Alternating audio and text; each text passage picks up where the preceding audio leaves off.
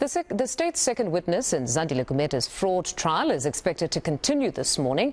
The former eThekwini mayor and 21 others are accused of defrauding the city of over 300 million rand. Sean Hitler returns to the stand. He's the person who first processed anonymous information handed to the city's Integrity and Investigations Unit.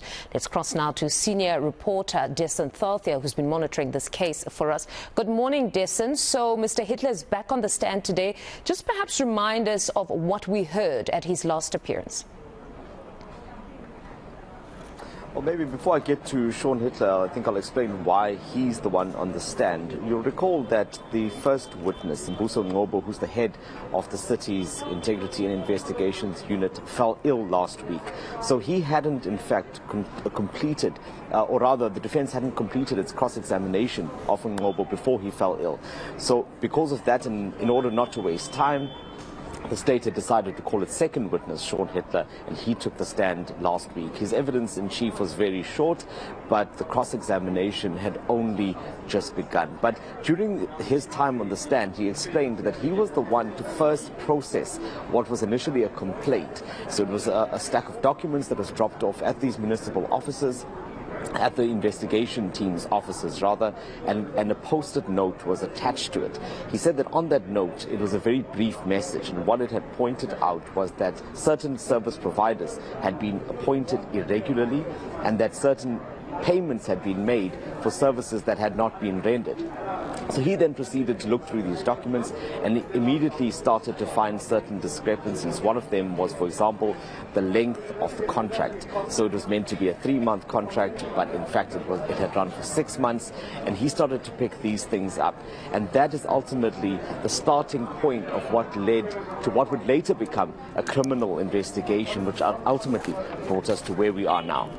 All right, and then you've been constantly interacting with legal analysts, and those analysts probably spoke to you about their views around Ms. Zandile Gumede's assertions that this is all a political ploy against her, and she has made a lot of the fact that these documents were brought in anonymously, saying if there is no author for her, it suggests that this is cooked, it was a political ploy to discredit her and have her not standing to be eThekwini chair.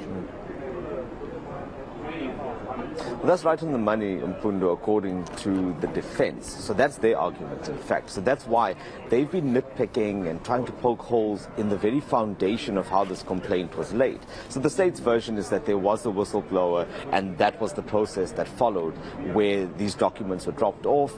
But the defense has been saying ever since they began their cross-examination that they believe that, in fact, it is not that there was no whistleblower, that all of this was a plan that was hatched to get back at Zandile Gumede, that there were secret meetings that were held, and ultimately she is just a victim in all of this. And that's been her version as well. Outside of court, she has said that several times that she believes that she's being targeted. And when this trial started, in fact, in the brief interactions that we've had with her in the courthouse, she's expressed that she's happy that the trial has begun because she believes that she'll be vindicated. But it seems like it'll be a long time before we get to that point one way or another, Mfundo, because remember, this is only the first session of what is expected to be many in this trial, and this particular one ends at the end of this week.